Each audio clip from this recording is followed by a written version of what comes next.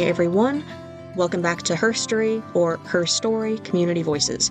I'm your host, Taylor Ford, and now that you've met the team behind our podcast, it's time to get the show on the road with our first ever interview. And our first ever guest today is a veteran, an extremely hard worker, and an active member of the Blount County community. I'd like to welcome Terri Klozik. How are y'all? Thanks so much for joining us, Terri. Thank you. All right, I'd like to start with a question that I think you'll have an interesting answer to based on our previous conversations. I know that you traveled quite a lot, so I guess it's more of a two-part question, actually. The first one is, where all have you been? And the second is, what place has been your favorite? My parents grew up here in this area, and my grandparents lived here and worked here. My mom and my dad met each other. My dad lived in Williamsburg, Kentucky, and they met and married. And my dad was in the Army. And when I was 3 years old, we got shipped out to France. Oh, wow. So on the way on the ship going to France, it was like a 14-day over the ocean journey. It was interesting. Anyway, we got there and we got off the ship. We got in a taxi. We headed into Paris, and I remember this. I mean, it's not something that my parents said to me, hey, this happened. No, I remember this happening because it was interesting. I mean, for a 3-year-old, it was kind of, wow. There was a band, marching band, coming down one of the roads into this traffic circle in Paris. And I remember the hotel had like black marble, like, I don't know, it was higher than me. So I'm guessing maybe 4 feet with knowledge that I have today. Yeah. And the rest of the building was white. And so that was our hotel. And so we were going into the hotel and we go up to our room, and we were on the second floor of the hotel. And so we're like, we keep hearing this band. So now we're looking because we want to see what, where the music is. So we're looking out the window and we hear this pop, pop, pop, pop, pop, just like that. And all of a sudden, everything just went chaos. Mm-hmm. And the gendarmes, which is the military police in France, called the gendarmes, could have their own, I don't know, but that's what we call them. Anyway, they come busting in our room. And my sister says, the noise come from upstairs. So they went upstairs. And what was going on was that President Charles de Gaulle had an assassination attempt on his life again. And it was in the place you were staying at. Yeah. And so the person that was trying to shoot him was in the room above us. Oh my gosh. And so that was quite interesting to us, obviously. It's kind of yeah. I mean, quite interesting is a bit of an understatement. You might as well have been there at the assassination of Archduke Franz Ferdinand. It was so that was my introduction to being away from home. So it became away from home means chaos and you could be killed at any moment. It was interesting. I mean, it was. When you think about it nowadays, that was in 1959. So I'm older than I look, I guess. My sister and I were twins. We were born in December of 54, and we were off to France. So we stayed in France probably 4 years, maybe, I think. Wow. Maybe longer. Let's see, 3 years. Anyway, we came back from France, and my dad was still in the Army, and we went to California, to Fort Irwin, a little tiny place. Well, big place for us, but we drove into Fort Irwin on New Year's Eve of 60 to 61. Yeah. So we kind of started there, and my parents eventually got a divorce, and we moved up to Oakland. My mom and my sister-in-law. My dad went back to France, and I think he was probably, I don't know, 8, 9, somewhere like that. But yeah, France, it was interesting. I mean, it really was. We when I lived in California, in Oakland at the time, went to Oakland High School and graduated in 73. And I had an English teacher, Cynthia Husted, and she was from Middle something, Ohio. And she was a good English teacher, and she actually went to law school and became a judge. Last time I heard about her, she was a traffic judge in Sacramento. But she encouraged me to go into the military. And so that was easy for me to do because I was just like my dad, who was in the Army. He actually retired the same day that I enlisted. So between us, we had like 43 years and one day and a couple hours of consecutive military service. And for that, I made my dad a plaque that said that. I now have the plaque in my house. It's Anyway, interesting to me that it was your English teacher and not so much your dad that convinced you to go into the military. I figured it Oh, would have been yeah, something that no. you just grew up wanting to do because you had the military background. No, he threatened to shoot me if I joined the military. Good Lord. Well, he didn't. Well, I mean, he didn't mean it like that, but he was Oh, yeah, it's like, don't make my I'd mistakes. kill you. Mhm. Like, no, it's he didn't want us to do that. He did not want us to follow in his footsteps. He didn't want that. So I get that completely. My brother joined the military, and my biological grandfather had the same conversation with him. Like, after all the stories I've told you about my time in the military, why would you want to do this? yeah, well, for me, it was to go somewhere other than where I was. So the travel question was actually pretty poignant then. Well, I just needed to get away. I mean, my home life was not, my growing up time was not the best, and so it was easier for me to go do something else. Mm-hmm. And so going into the military for me was easy. It was an easy choice. It was easy to do. It was something that I didn't fear. I didn't.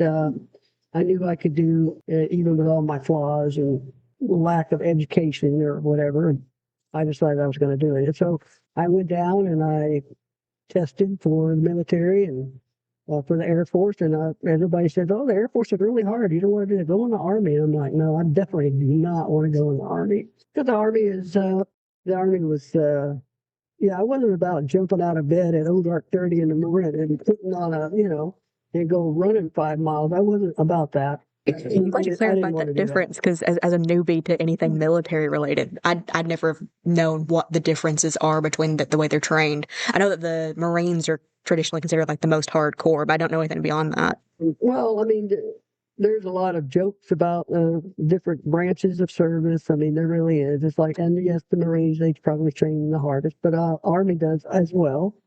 Everybody has their own thing, but you have to remember, as a female, I went in the military in 1973. Now, my basic training is not the same as the male basic training. Okay, it's just not. Yeah. Right, because of the stigmatism of that. I mean, in those days, in 73, I mean, the women still played half-court basketball, okay? Mm-hmm. And so Pat Summitt had to come in and change all that, and good for her for doing that. Yes. But for me, in 73, it was, do a few pull-ups, do a few this, do a few that, run a little bit. It's basically like gym class. Yeah, and then you go to military education, which included how to put makeup on. Really? No, I'm serious. And how to walk with a book on your head. What? That's how. So like charm school. They don't do that now, but that's what it was for me. How would walking with a book on your head, sir, keep you safe from a shotgun shell or something? You know what? I'm going to tell you, they didn't want the women to look like, they didn't want the women to be men. Mm. They treated the women separately, differently. And you have to remember that the United States Air Force became the Air Force in 1947, and I'm going into the military in 73. So that's only, not very long. So it was just a different time. It's not like today. Today's military is different. Today, the women just go, until Mr. Trump got into being president, the women was able to do a lot of things that he doesn't want them to do now. And so when you're talking about women in the military today, it's starting to be a whole nother different thing. I've heard similar comments from trans people I know where there was like they're reluctant to call it like a golden window because that makes it sound like it was a great time for everybody, and it wasn't. That's overstating it. But there was a period of like 2 to 4 years where things were looking up and they got equal treatment, and then it all went downhill real quick. All companies and military have sexual harassment training and this and that, and no tolerance and no this and no that, and we're gonna kick you out, we're gonna fire you, we're gonna whatever for sexual harassment. And it's not exactly the direction I wanted to go right this second, but the military is for women. When I went in, was very. It was not easy. It was not easy at all. It was extremely hard, and I went to basic training. That was no problem. That was a piece of cake. Basic training for me was a piece of cake. It was just easy, and I felt like it was easy. And going to my first phase, I didn't go to training. A lot of the women went to their tech school, and they went to tech school to learn their job that they're going to go to at their permanent duty station. And I didn't do that. I went straight to my permanent duty station, and that was at Reese Air Force Base in Lubbock, Texas. And it was just a little tiny place. It's probably a 4-mile radius. That's all it was. And the training training for pilots how to fly planes, period. And we had the Iranian pilots that was there on that base that we were training at that time too. I got to my first duty station, and I go to I have a little newspaper spread about me there, because when I got there, here's the thing.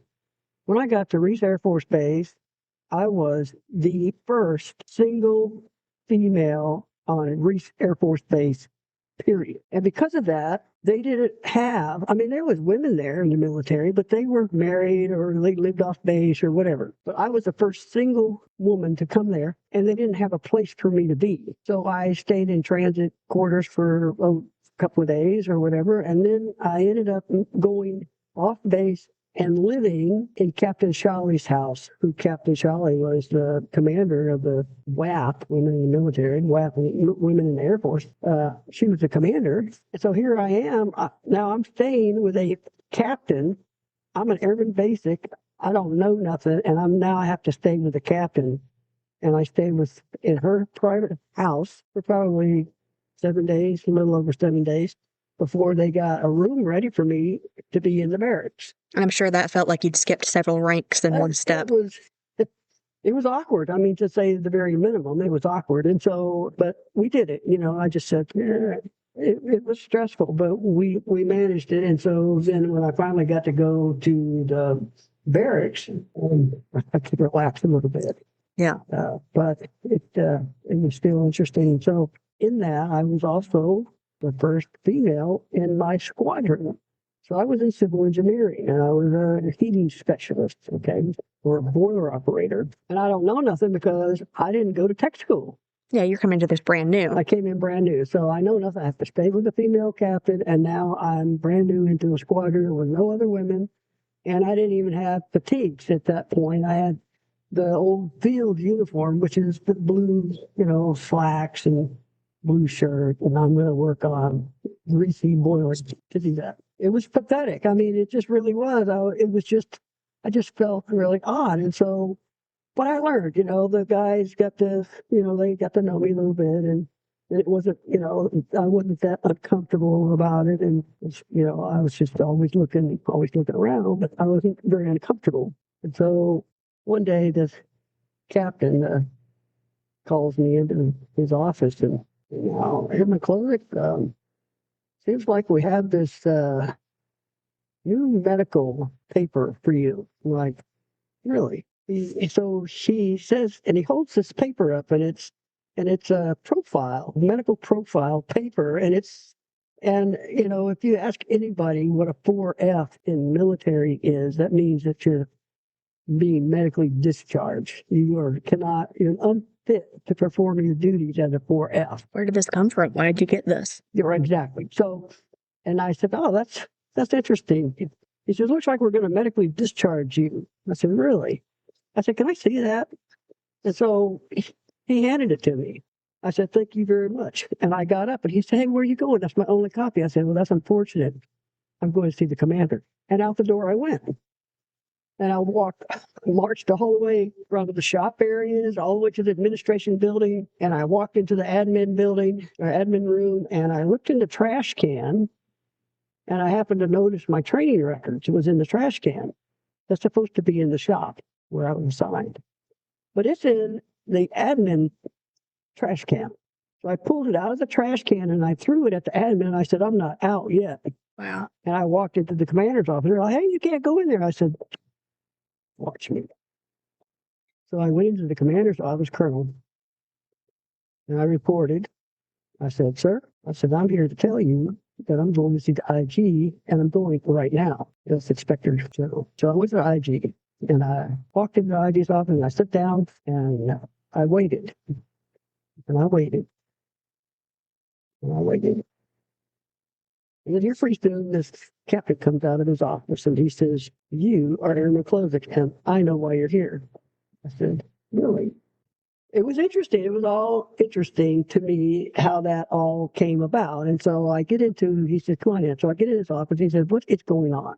So I tell him, I said, I have no idea what's going on. What I know is that the captain calls me in his office. He does this, and this. I took the paper. I went to see my commander, and now here I am. That's all I know. He says, "You know what?" He says, "My secretary is married to a lineman that's in civil engineering squadron, your squadron. And he called his wife, my secretary, and told her what was going on. So apparently there is this blacklist of, everybody's names on there. So there was several of us that was on this, that there was an actual list of names. And I was on it. And one of my friends who I still communicate with today was also on that. And so he told me this, and I thought, well, okay. I said, I don't, what are we doing about this? I'm not a 4F. I'm extremely healthy. I still am today. Some hearing issues. That's about it. And so basically what ended up happening that day was that he made a couple phone calls, and I was on a bus going to Shepherd Air Force Base, which is the big hospital there. So I went there, and they did a, full physical on me again. I hadn't been in the military very long, not even a year. I mean, not even 6 months yet. And so here I am, trying to save my career. Anyway, so I was angry. I had issues. I was upset. I was like, why? I'm just a woman trying to have a military career. They don't know me from Adam, and my dad was in the military, and I'm like, I just don't understand, but I'm not going away. So I just went through the motions, and turned out that I didn't get kicked out. Good.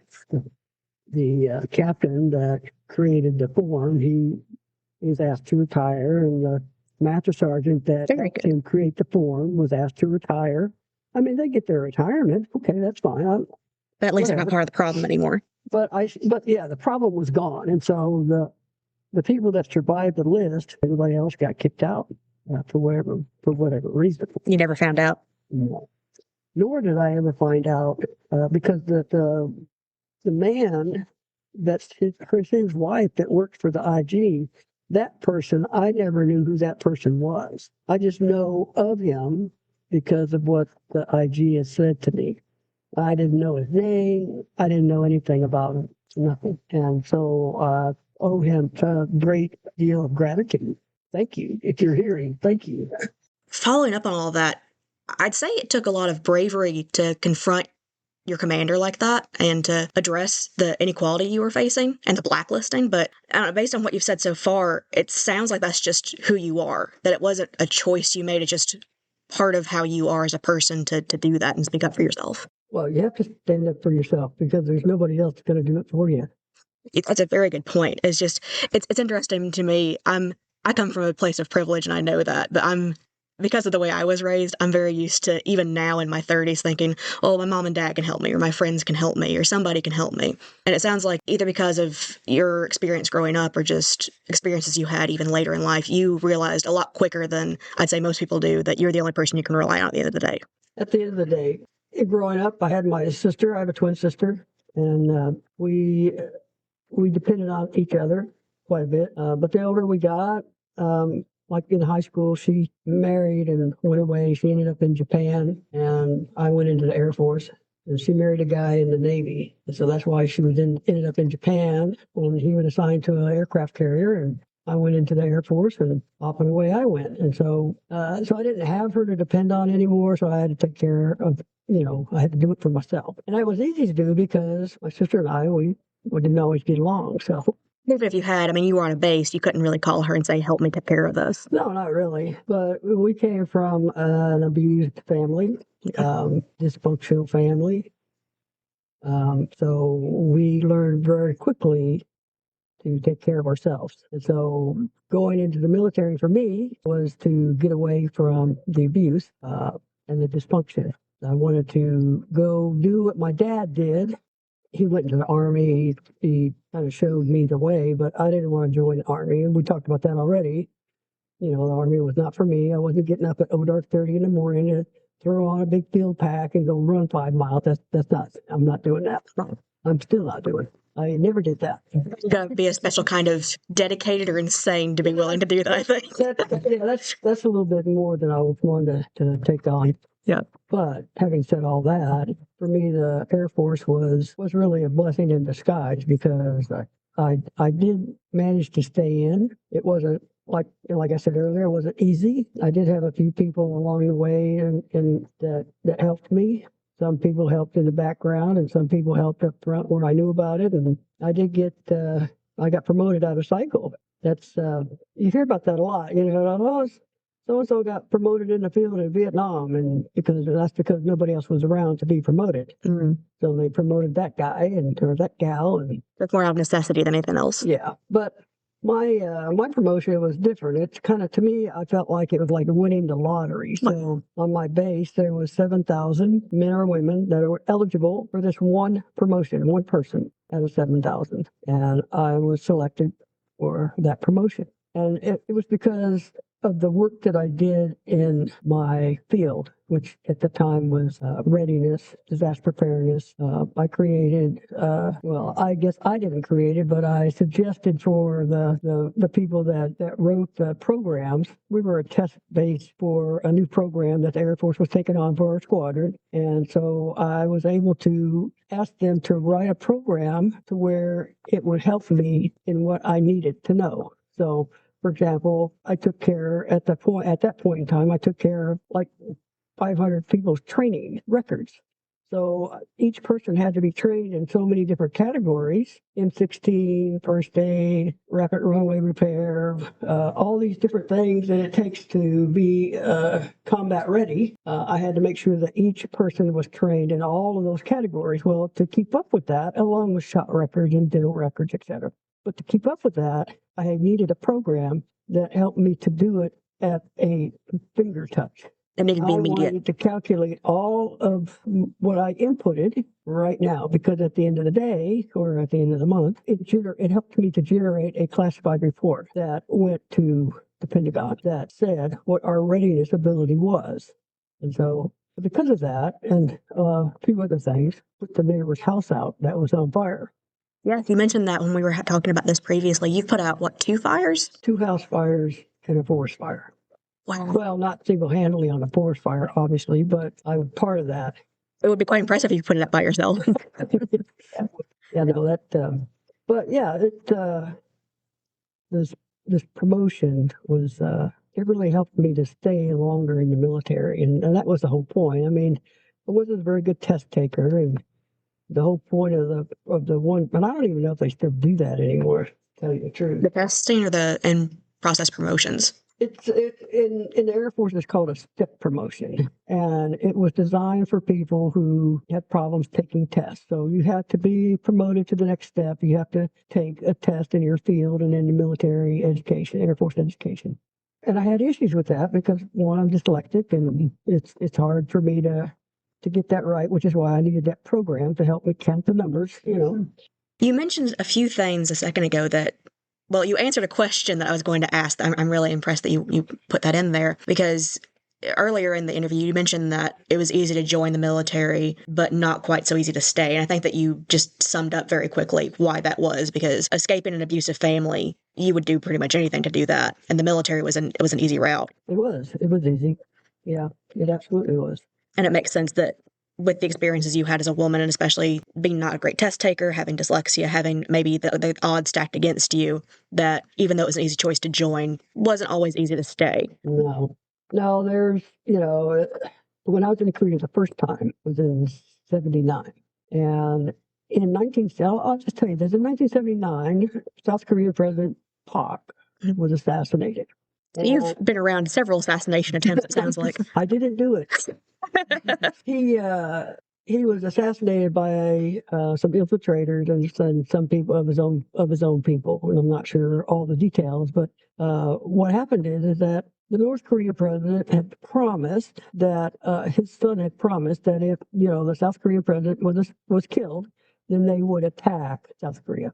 And so with that, the readiness world came to South Korea. It came to Osan, Korea, which is an hour away from Seoul, when Seoul's about, I don't know, half hour, 45 minutes away from the DMZ line. And then you have North Korea. And so everybody shows up. So we had, C-5, which is the largest aircraft in the world that the military has. It's a C-5 at that time. Now it's the Global Master, but C-17. But anyway, there was all these C-5s came, all of them, and they were all carrying people, troops, equipment, everything. So most of them were Marines, obviously. There's Marines, Army. We always fly the airplanes.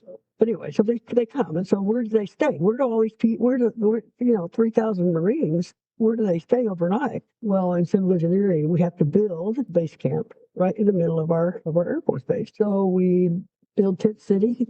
In my tent city, I was in charge of the tent city that was parked in front of the NCO club. Yay! And then I have to train these Marines on how to use a tent heater. It's not complicated. It's the instructions are right on there. How to use it. But making someone read the instructions, but you have to show them. So I decided my job was to make the hot water for the showers. So I had a little boiler unit outside, and I had to go start it and get the water warm. And I decided to install a mixing valve, which takes the hot water off of the boiler unit and a little cold water and mix it so it doesn't burn their little tushies. And so that worked out really well. Well, the next morning I decided that I just felt like I needed to get up and go to my tent city. Something didn't feel right. So I got up probably an hour or so early, and instead of being there at 5:30, I was there at 4, a little after 4. And when I got to my tent city, you can see all the stacks and all the tents, and one stack was just roaring smoke. It was just billowing smoke out of this tent heater stack. And I'm like, I go over and I open up the flap to the tent, and smoke's rolling out. And I walk into the middle of the bed. There's cots. There's 10 Marines in that particular tent. And so I walked into the middle and I yelled to the top of my lungs, "Everybody get up, get up, get up, get up, get up." Nothing. Nobody moved. I mean, I'm yelling. Okay, not like that, but I'm yelling loud. Nobody moved a muscle. Nothing. I thought, God, these guys are all dead. This is not good. So I decide to yell again. And so I yell again. Everybody get up, get out, get out. And still nothing. This is not going to be good.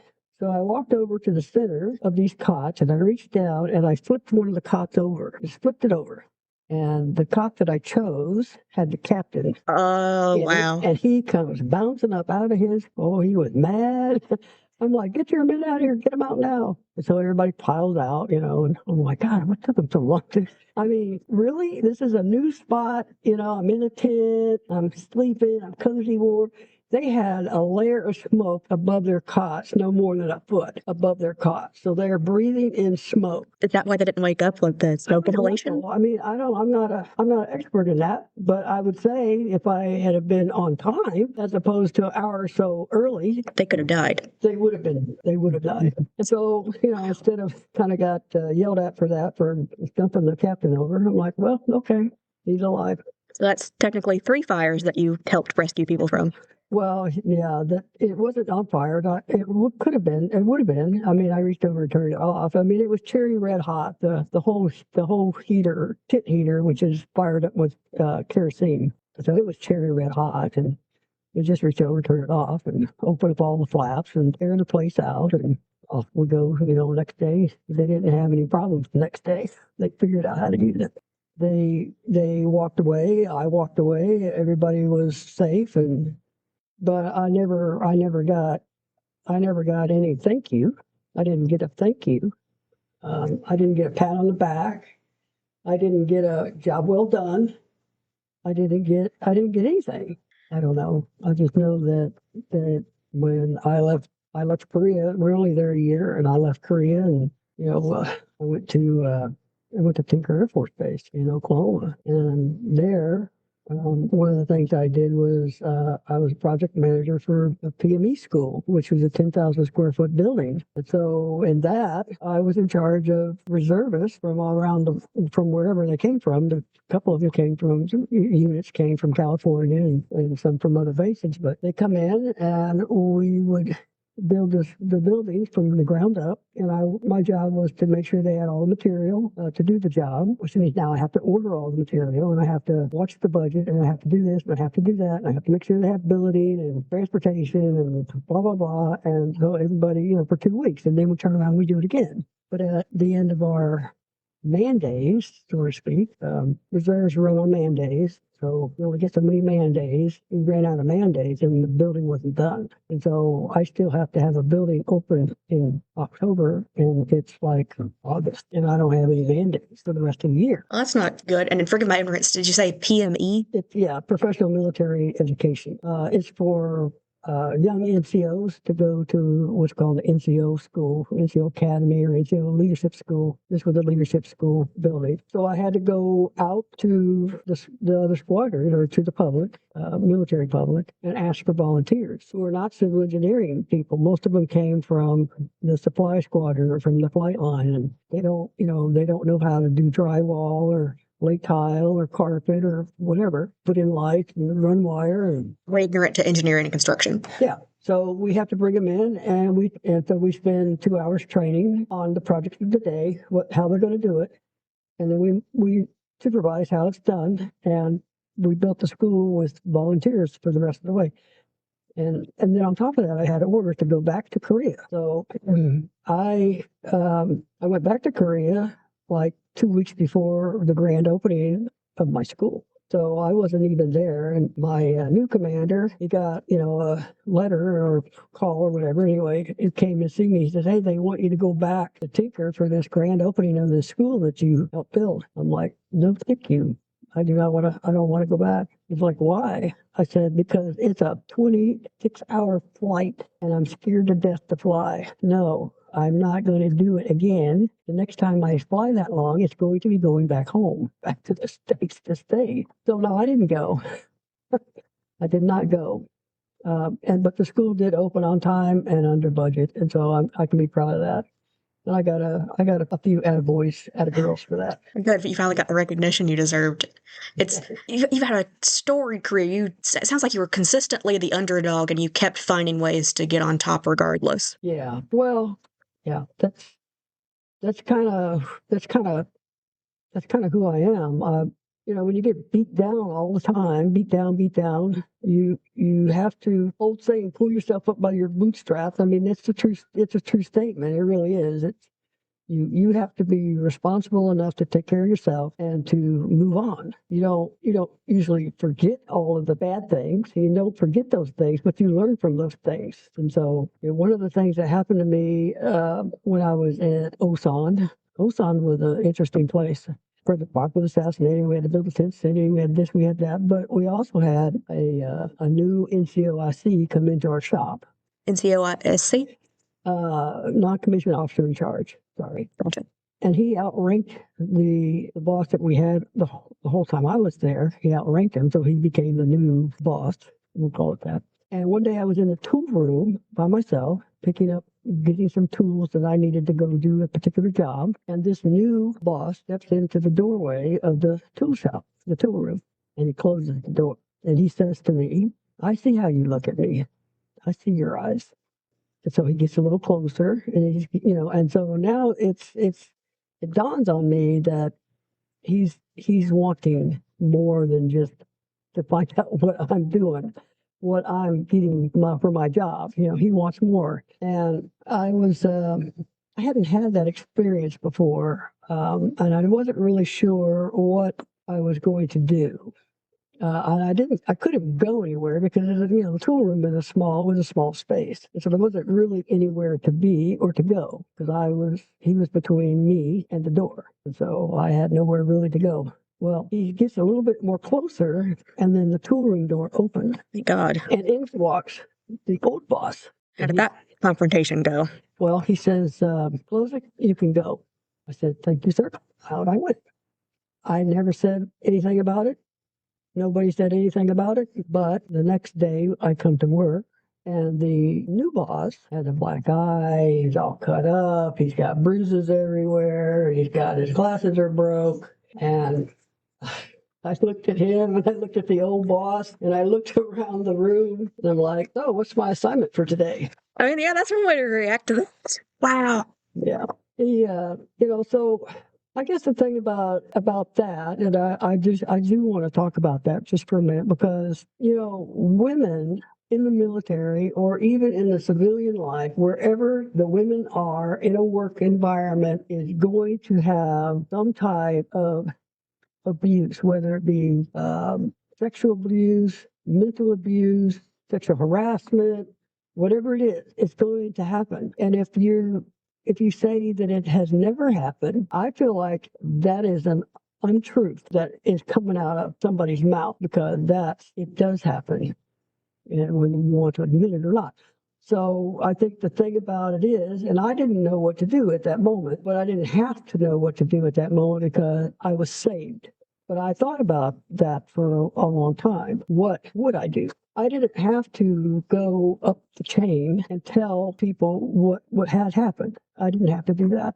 But you have to make a decision about whether you're going to do that or not. You need to know how you're going to handle that situation within yourself. You need to know. And it really depends on where you're at, where you work, who are the people that are around you, who can I trust, who can I not trust. It depends on all of those things. So your decision changes as your job changes, your environment changes, your decision changes. But you have to be physically aware of what am I going to do?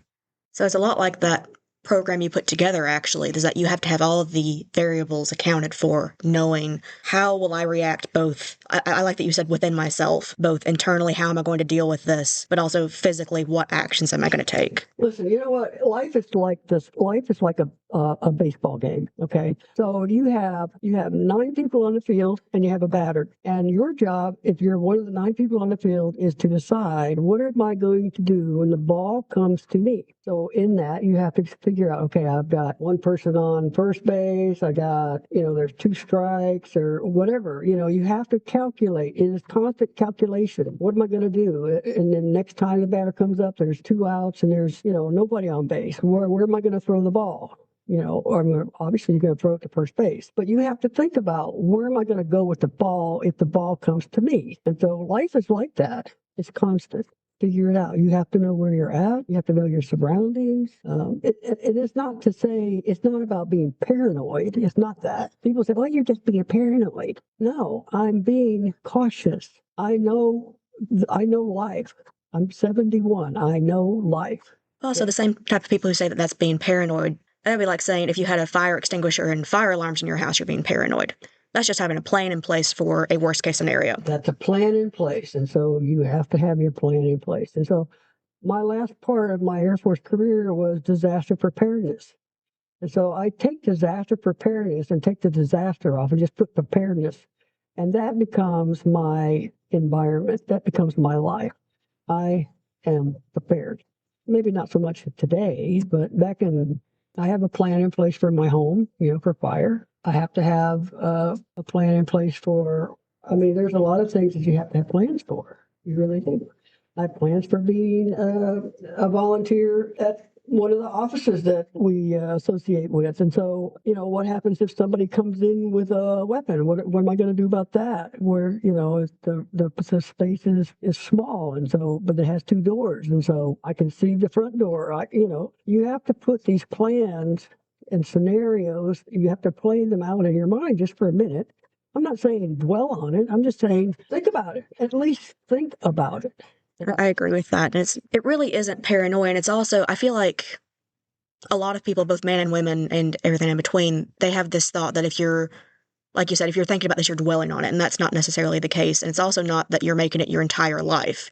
It's not, I'm walking around constantly expecting to be attacked. No. That's being true. You're just aware of your surroundings and knowing what can I do if something bad happens. Yes.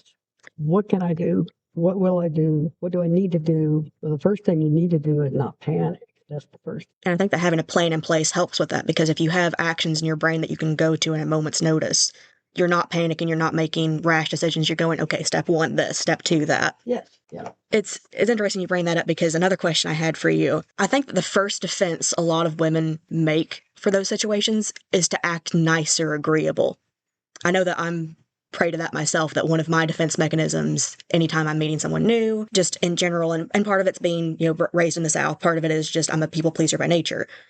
I try to act nice, I smile, I try to go along with whatever everybody's saying, until a point, up to a point. Did you ever feel that pressure? No, I don't like people. No, I don't. People are assholes, and I don't like people. The thing about it. Sorry, Anne is losing it, which is hilarious. I love it. That's funny. Yeah. No, I come out of the gate defensive right away. Right away. I've had too much in my life, from young all the way up to yesterday. Too much in my life of people who want to do me harm, who want to put me down, who want to do whatever. Okay, and so no, I come off very aggressive. And I am not that easy to like, and I'm not that easy to get to know, but I'm really just a mushmill on the inside. Okay. I'm probably the nicest person you'll ever want to meet, you'll ever want to have as a friend. I'm loyal. I'm a lot of things. But in the beginning, no, I have rough edges, and they don't come off for a while. You're like a coconut. You're hard to crack, but once you get there, it's all rewards. Yes, of course. I like that. And that's an interesting thing, because I think that just a lot of women in general, a lot of Southern people in general, we just have this idea that we've got to be nice to everyone, that it's assume the best of people till they prove you otherwise. Yeah, well, you know what? You've watched too much of the Gone with the Wind. Okay, too much. I've actually never watched that movie, thankfully. Oh my God, it's 4 hours of a waste of time. I mean, it's just really. I've heard similar things. I like period pieces. That's not one I ever gravitated toward. Well, I think we've covered just about everything I wanted to ask you today. We've covered a lot of serious topics. We covered your heroism, which I think is important to highlight, that it wasn't always fighting back. I mean, you saving people from fires, that was definitely a battle of a sort, but it wasn't always you pushing back against the system. Sometimes there were rewards, sometimes there was gratification. It wasn't just bad things kept happening. And I think that the further along you got in your career, the better you got at recognizing which scenarios were safe, which scenarios weren't, and how to respond to each of those in kind. You mentioned that the disaster preparedness, you just took disaster away from it, and preparedness became the motto of your life. What do you think you're preparing for right now? What's the thing that you think is the most necessary situation, either worldwide or just with you specifically, to be prepared for? That's a can of worms right there. Gosh, that takes a lot of that's a lot involved in what to prepare for. I mean, so in today's world, this is 2026. We've got a year in with President Trump, who's yeah. I don't want to blow your mic up with a bunch of 4-letter words, but we can just say there's a lot of 4-letter words involved with Donald Trump. So. Now, you know what? If you don't, my preparation for Donald Trump started last year, 2025, when, I knew what the Project 2025 book was about, and what his plans were as far as women discrimination, which is what it is. He's taking he wants the women out of the military. I mean, if he could get the women out of the military, he would do that. He's trying to get them out of combat roles. He's trying to do a lot of things. He's trying to take the women's votes away. He's trying to do a lot. He's trying to take, change abortion rights, which he did that the last time he was in. There's a lot of things that he wants to do, and the women are involved in that because he fears the woman. He fears that the women who will stand up to him, not all of them stand up to him. Just look at his cabinet. The women that are in his cabinet are probably ones that he's abused himself. And so, and he owes them a little bit. So he gives them an appointment. He doesn't owe me a damn thing. And so, but because I read because I have some knowledge, I went and got my passport. And so it wasn't really a big concern for me because I didn't get married and change my name like a lot of people did. So when the SAVE Act is going to pass, it probably will pass. It's passed the House and now it's going to the Senate. And so when it does pass, there's going to be a lot of women out there that aren't going to be able to vote. And women think that that's not going to happen. Oh my God, let's just wait and see. I'm like, are you serious? Wait and see is not your style. You want to have a plan before the wait and see period. Wait and see, because if you wait and see, then he's going to be the dictator and there will be no more votes, period. Yep. So you can't wait and see on what Donald Trump's going to do because he already told you what he's going to do. You don't want to play the catch-up game. You want to have that plan in place so you can hit the ground running if anything happens. I went and got my passport, yes. I went and I did the things that I needed to do. I went and made sure my birth certificate was good. I got a new passport. I got my star on my ID card. I got all these things that I need to go vote because that's the power that he wants to take away. So you have to be prepared for that. And so I'm prepared for that. I don't know who else is, but I'm prepared for that. And so let me just touch on that for a second because you're going to say, well, I need to go get my passport. Well, you're a little late in the game because it took me probably 4 months to get my passport. I got mine in 2019 and it only took me a matter of weeks. Yes, but now people are lining up, buddy, at the door. They're lining up. And so you have to have an appointment. You have to have, it's a government agency. Oh my gosh, you have to have an appointment. Good luck with that. You can't do it on the phone. You can't do it on the computer. They say you can. Maybe if you had a passport that's out of date for like maybe 2 or 3 years, you might can do it online. But if you don't have a passport to start with, you're going to wait. And so what happens is that, oh, here comes midterms. Oh, there goes midterms. I still don't have my passport. I still can't vote. So if you haven't got your passport or you haven't started the process, then you're not going to be able to vote midterms come November this year. How many women are prepared for that? I think that's a pretty strong message to end on because the biggest thing to take away from this interview, I think, is just what people need to be thinking about in everyday life to be prepared, the things they need to be thinking about in terms of their future. And also, like you said earlier, you need to figure out who you can trust and who you can build a plan around. And I think that these are all things that people need to be thinking about right now, especially if you're a woman who happens to be a minority group member. So I really appreciate you hammering that home. And I think we've hit the end of our time, but thank you so much, Terri, for sitting down with me. You had so many interesting things to talk about. Your life has been, you should write a book, to be honest. And I really appreciate you sitting with me. You're welcome.